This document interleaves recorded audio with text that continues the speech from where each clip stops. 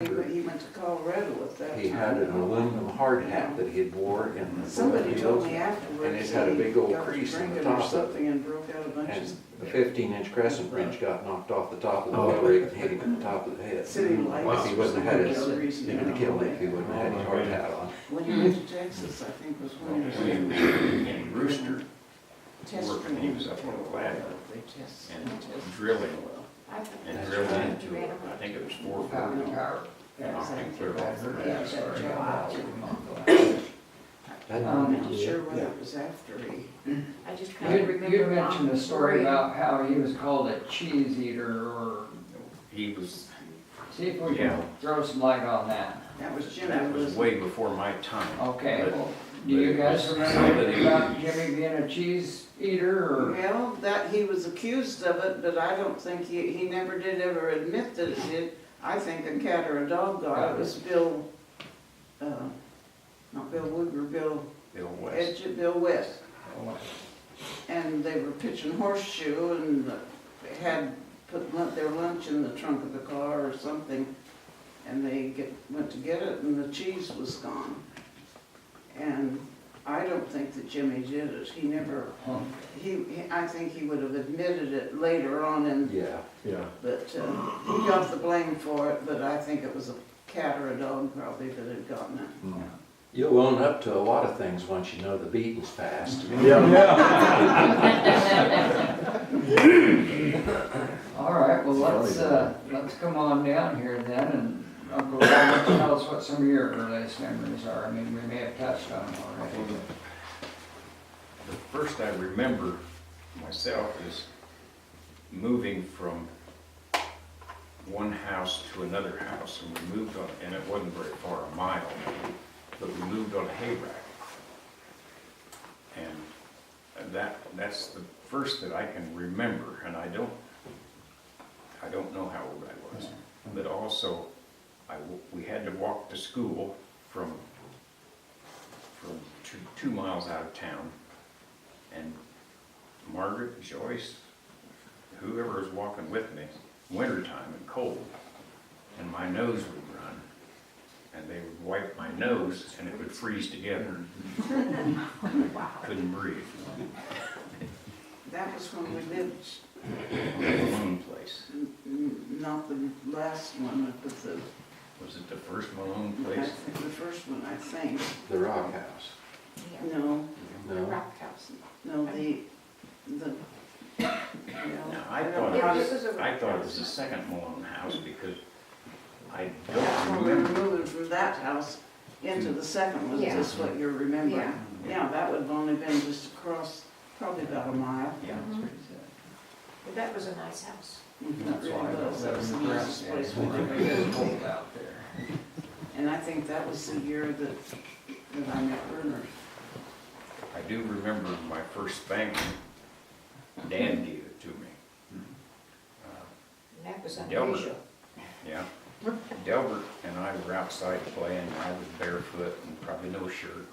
Well, Delbert had his shoes on, and Dad was going to town.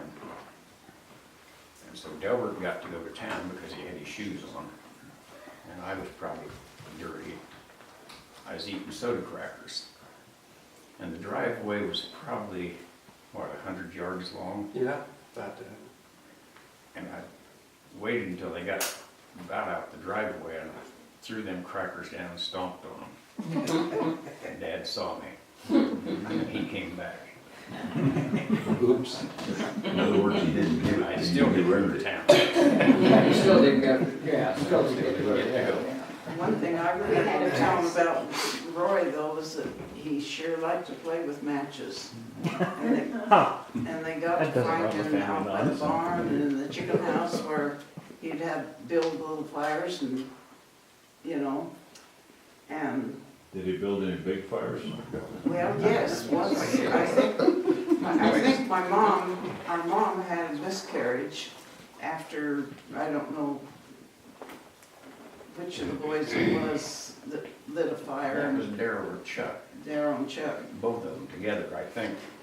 Went up in the pasture and there was a cutout where the water had washed in the tickle grass, tumbleweeds had blown in there. And they thought, oh, that'd be nice, just light that up and burn it. Pasture car on fire. Yeah, that's, but I thought the way the way the folks handled being a firebug, we had a circular driveway that come into the house, and it was out in the middle of it. They put a ring of rocks and just let him have all the fire he wanted, and that's where he learned to bake potatoes and do all that kind of stuff, and learn to be a camper, I guess. And that was the way they protected themselves from his little feeling of always having to build fire out of chicken feathers.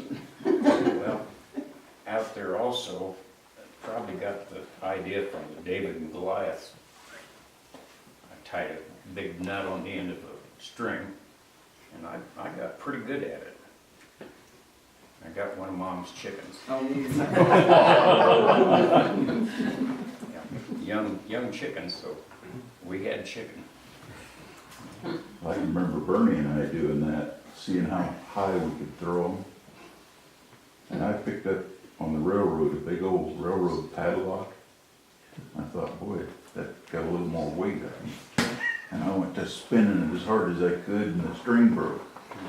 And I'm looking around for the padlock, and it hit me right in the top of the head. Well, my earliest memory of the Malone place, I think we were getting ready to move, well, there's a couple of them, but I think we were getting ready to move to the Fleming place. And they took a load of stuff, and I wanted to go, and I didn't get to go. And I had a little wheelbarrow, and I was probably 3.5, 4 years old about that time. And I got my wheelbarrow, and I started down the driveway. I was gonna go to where we was moving to. And I think that's one of my first remembrances of getting a spanking and sent back to the house. I was following them, and I was supposed to stay home. Well, Mom said that Dad hardly ever spanked us kids I or know. anything because he didn't trust his temper. Yeah. He was afraid he would overdo it. The other thing I remember at the Malone place, our pastor's name was West. I don't remember what his first name. Ivan West. He had a boy named Albert Lee, about my age, and we had a hutch of rabbits out there. And Albert Lee and I figured out it was a lot of fun to take a big stick and beat on that rabbit hutch and watch those rabbits just go nuts. Next morning, all the rabbits was dead. We stressed them so bad. We should have had a good beating then, but I don't remember that we got one. I remember Dad whipping Daryl out there on the Fleming place. He wouldn't do something that Dad wanted him to do. But that's the first time I remember Dad getting mad and whipping.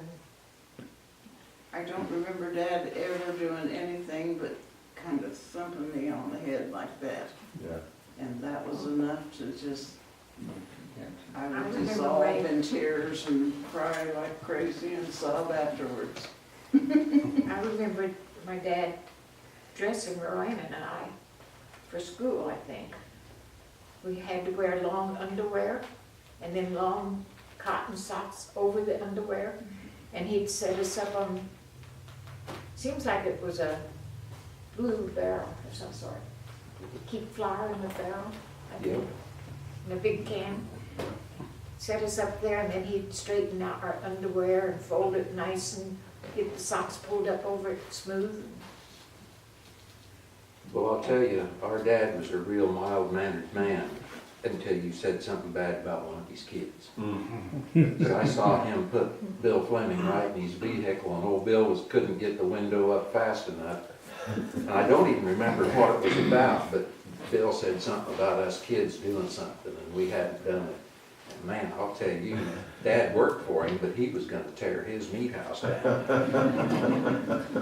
I'm gonna read a fish story, and that was what, Grandpa McCarty's? No, Grandpa Vinings. Grandpa Vining. And what we determined from this was that he he shoot horses for a living as blacksmith, and he'd either had a horse fall on him and had broke his leg, or had kicked him and broke a leg. And he wrote this fairly humorous fish story, and then he was dead a week later, gangrene in that leg.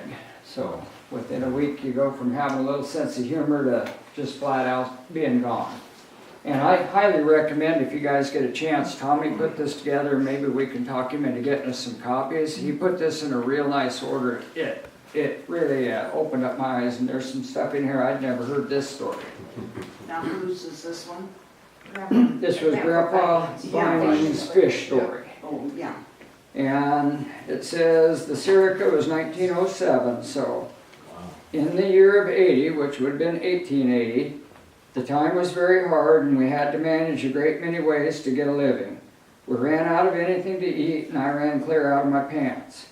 So I had to send my wife to Jim Gusick's to see if she could borrow me a pair of his pants so I could go into Beaver to the aid and get me a pair. So he only had the one pair, but when he went to bed, he let me have them. Then I hit the road for the city, and the only pair that I could get had belonged to someone who weighed about 300. And he was a small man. So I came home as far as Jim's, changed my pants and him, I think with him is what that should have been, and I started out hunting to get something for our families to eat, for they were getting hungry. We hunted a long time on the prairie and did not find anything, so we struck the Sappy Creek, and traveled a long time, a long distance, until we got discouraged and we thought we would have to fast another day. But Jim discovered a little duck and took deliberate aim and fired. The duck began floating and I became excited. I jumped in the creek, got the duck, jerked his head off quick for fear that it would get away. I threw it across the creek to Jim, then I started out and something got the matter with me and I could not wade any further. I came near drowning when Jim reached me a pole and pulled me out, and I couldn't walk a step. Was scared about to death when I noticed that those big pants had acted the part of a seine and that they had me and 200 pounds of fish in them. Which caused a button to pop off my pants and went in a bunch of bushes. While I held the big pants full of fish, Jim went to find the button and found that the button had hit a rabbit. It was a lucky shot. We could not afford to lose the button, for times were so hard. So by looking for the button, we got the rabbit by the button killing it, and we went to the home rejoicing with our fish and the big pants and me wearing the pants to get home with the fish. We did not use the pants as a seine anymore, but I went to bed while my wife cut them down to fit me. And there was enough scraps to make Elfie his first pair of knee pants. While we were hunting and fishing, our wives were hunting wild onion and milkweed greens. By working with a will, we found a way. And it said to be continued next week. And then down here it says, Grandpa Vining recounted this story while bedridden due to injuries sustained when a horse fell on him, and he died from those injuries before he could finish the story. So, isn't that something?